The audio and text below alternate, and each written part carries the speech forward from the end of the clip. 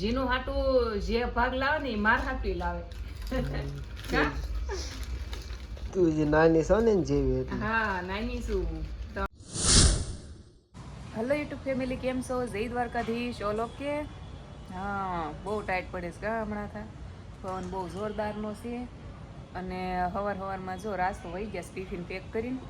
હમણાં કર્યું પેક, યાદ છે હજી 9 વાગી ગયા છે અને અમારી બેન હજી સૂતા છે અને મારે હવે કામ કરવાનું છે. પણ પવન બહુ છે ને તો અહીંયા ઘડીક બેસી ગઈ, મોજા પહેરતી હતી અને ઘડીક ફોન જોવા બેસી ગઈ. તો મેં કીધું લાય યાર વિડીયો શૂટ કરી દઉં અને પછી કામ કરું. પવન એટલો છે ને તે ઠંડી લાગે છે. અત્યાર સુધી રાજનું સ્વેટર પહેર્યું હતું પણ એ અત્યારે જાય પછી આપી દઉં એને, કેમ કે ગાડીમાં એને વધારે ઠંડી લાગે. મારે તો હવે બસ થોડુંક કામ છે બહાર, પછી હમણાં બારણા બંધ કરીને રૂમમાં બેસવાનું છે. બહુ ઠંડી લાગે છે ને હમણાં અહીંયા અમારા પાસે બીજો ફ્લોર એટલે વધારે ઠંડી લાગે, બીજું કાંઈ નહીં. હવે બેન અમારા જાગશે, અમારી બેન તો જાગશે 9-10 વાગે, નક્કી ન હોય. જો આટલા વાસણ છે ધોવાના. કાલ તો મેં વાસણની થંબનેલ મારી દીધી હતી પણ આજ નહીં મારું.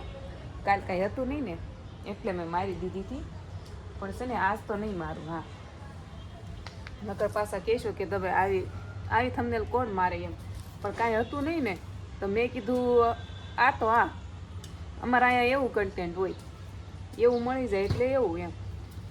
કચરો વાળવાનો છે, પવન બહુ છે પણ હું જો ને આમથી આમ વાળું છું તે આમથી ઉડીને આમ ને આમથી આમ ને બધું એવું થાય છે.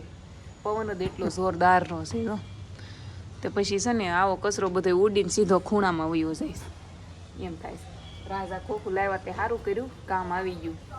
કેમ કે રાખ ઉઠતી નથી આનાથી, આ એકદમ મસ્ત પેક થઈ જાય છે. મસ્તીનું એવું થઈ. મારી બેન જો ગીત શીખે છે, જો શીખવું છે એને આ ગીત.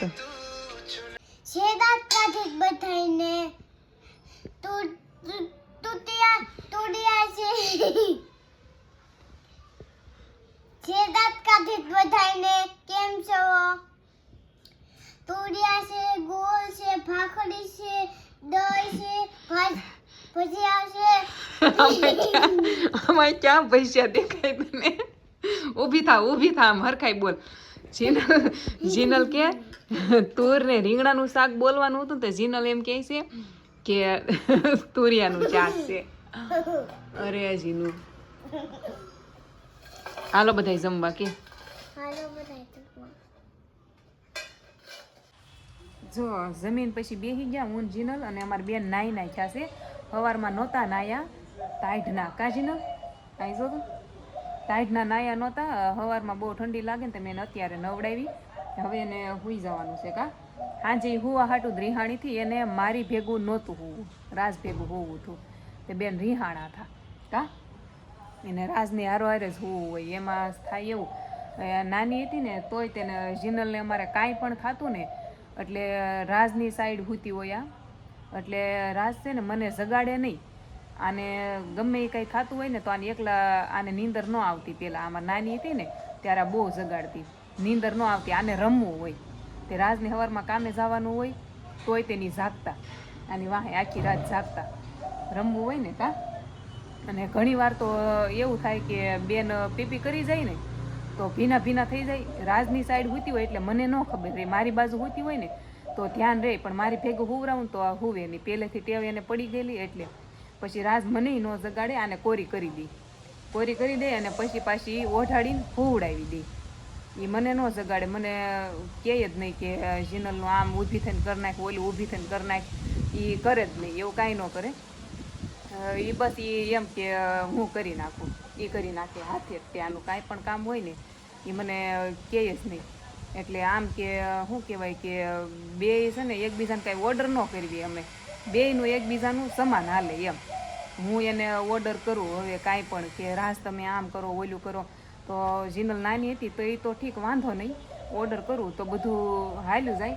પણ હવે અત્યારે તો આ સમજે, હું રાજને જેવા ઓર્ડર કરું ને એ આ બધું જોવે તો એટલે પછી આ મોટી થઈને એ એના ઘરવાળાને ઓર્ડર કરે કા. એવું થાય ને, શીખી જાય. એટલે છે ને અમારે એવું એમ અમે જોરથી એકાબીજીને કહીએ જ નહીં. અમારા આમ નામ ત્રણેય અમે હપીને જ રહેતા હોય. કાંઈ પણ હોય ને ડિસ્કશન એ અમારે બેયને હારે બેહીને જ નક્કી કરવાનું હોય. અને કાંઈ પણ અમુક બહુ મેન વસ્તુ હોય ને એ હું રાજ ઉપર જ મૂકી દઉં.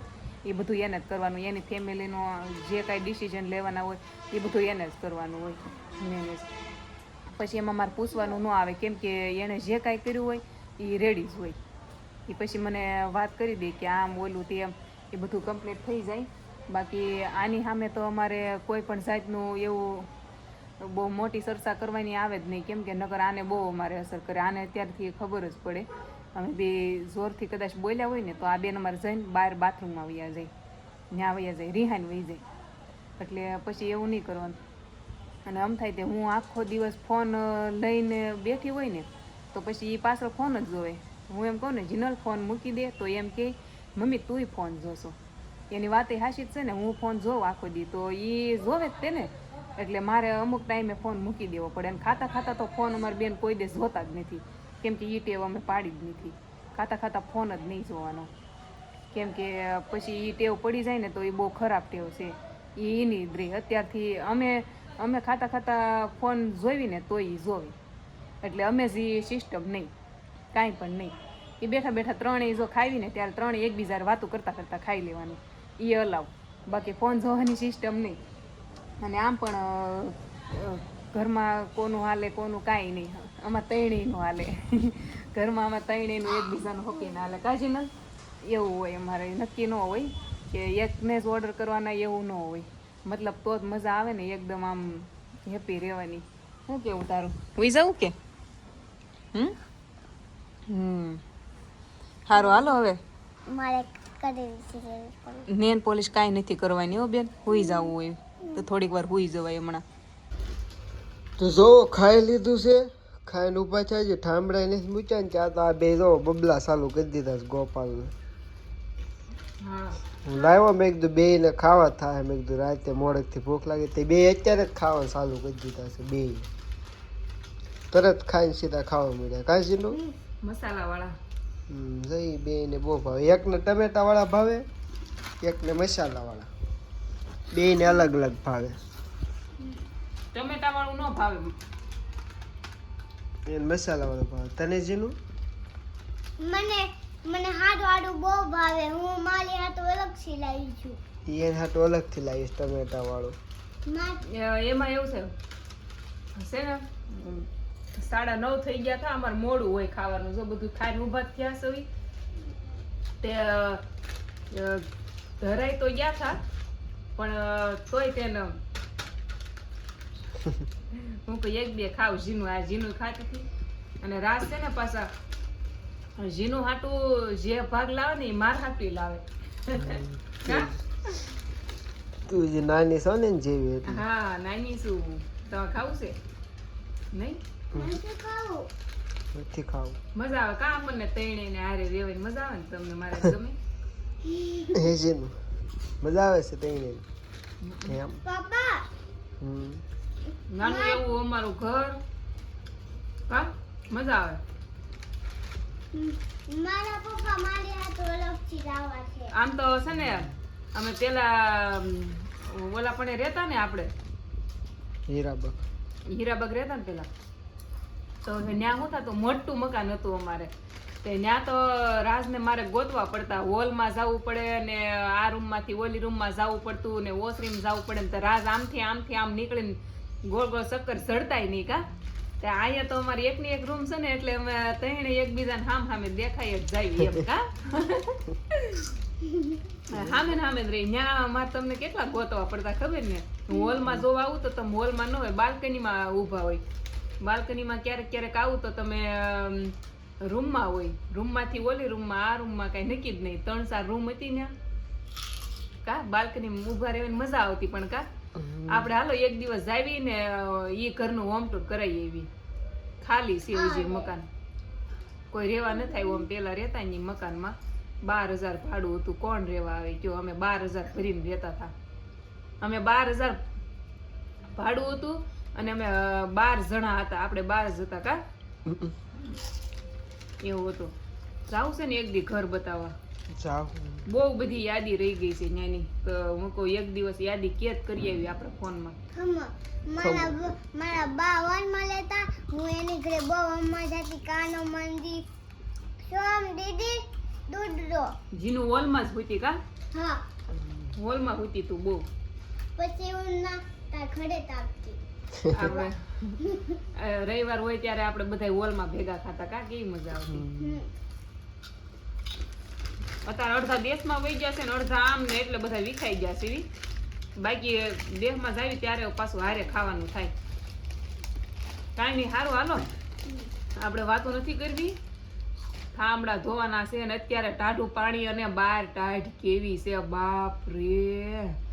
રાજ તમે એક કોક ગોતો ઠામડા ધોવા વાળું. ઠામડા ધોઈ જાય ને ખાલી હાંસના વાસણ ધોઈ જાય ને એવું કાક. હે ગોચ બીજું હું વાસણ ધોવાળું. વાસણ ધોવા વાળાને કેવું જ પડશે. મારથી તો નથી ધોવાતા. કાશીનો તારું હું કેવું છે? જીનો દાંત કેમ કાઢે? જોજો.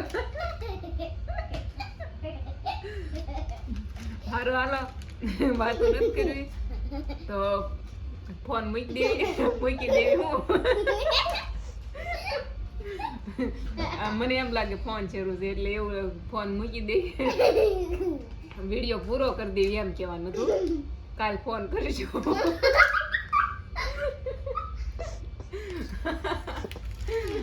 કાલ વિડીયો બનાવશું એમ. તો હારું હાલો, મળશું બીજા વિડીયોમાં. ત્યાં સુધી લાઈક શેર સબસ્ક્રાઈબ કરી નાખજો. જેનું હાથ આમ કરી આવી. જય દ્વારકાધીશ બોલી. સબસ્ક્રાઇબ કરી